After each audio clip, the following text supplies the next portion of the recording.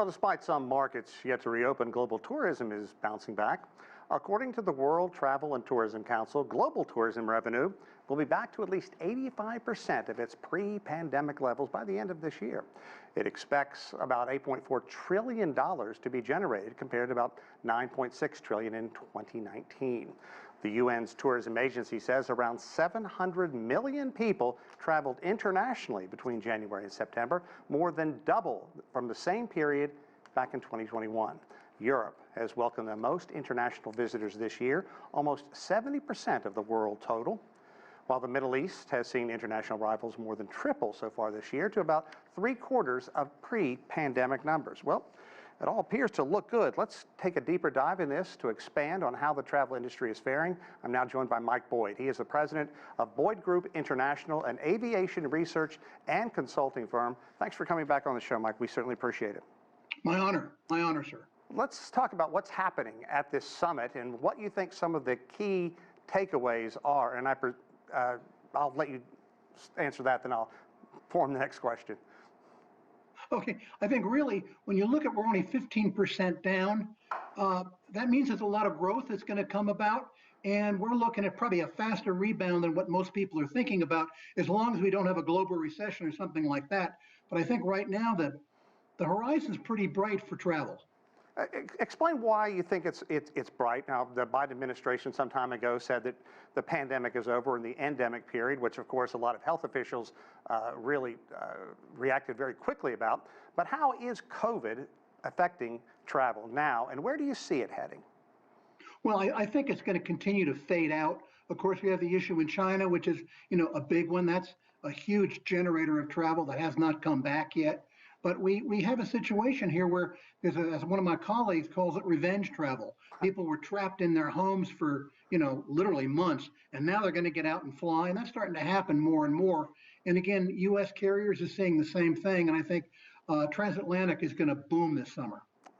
Look, I'd welcome as much as anyone, but inflation, you talked about that earlier. That is impacting a lot of people in their wallets pretty heavily. To what degree are you concerned about that slowing down people taking vacations? Heavily. Now, here's the issue. Like here in the U.S., we have what we call ultra low fare carriers. Their entire base is discretionary dollars, discretionary money for people who want to go to places like Florida and Las Vegas. Inflation is taking that away, and we already have the ULCC sector, these ultra low cost carriers, starting to switch, finding out that it's too soft. So inflation is going to have an issue here. There's no question about it. Whether it's going to have an issue globally, I'm not sure. But I do know in the U.S., there are some major travel flows that are going to be hindered because of inflation. Let's talk about international travel.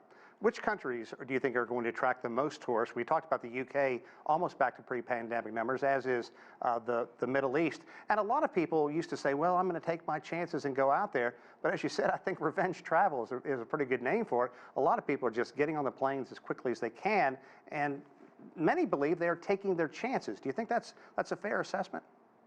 Well, it is to the degree that this past summer we had another artificial factor involved, which was the meltdown of a couple of major European airports like Heathrow, Charles de Gaulle, and others that had some major meltdowns. That was artificial in terms of hindering the growth. I really do think, though, it's going to come back. Whether it'll come back all the way, I'm not so sure, but it's going to be a lot quicker than we thought. But again, we're still $1 trillion down or whatever it was. That's going to come back. Okay, let's look at what people are going to be watching over the next few months in this hemisphere, because it's going to be cold, and that is when we saw the COVID numbers really jump up last year. I'm going to give you two scenarios here. Let's say they don't jump up. What are you looking for? And if they do begin to spike again, to what degree do you think that is really going to punish people moving into spring and into early summer? If it does spike, it's going to be ugly. I don't think it will spike, and I'm not a doctor. Don't take that too much to heart. But the fact of the matter is, we do have pent-up money that wants to travel, and unless there's a major spike in COVID, which I don't see that on the horizon, certainly in Europe, we're looking at places like Europe, Southern Europe, destinations, Spain, places like that, Greece, no question about it. But we're also looking at places that people haven't looked at real heavily, which is the Caribbean, which is going to be another huge growth area, both for travelers from the EU as well as from North America. Interesting. And airlines and hotels, they're dealing with staffing shortages.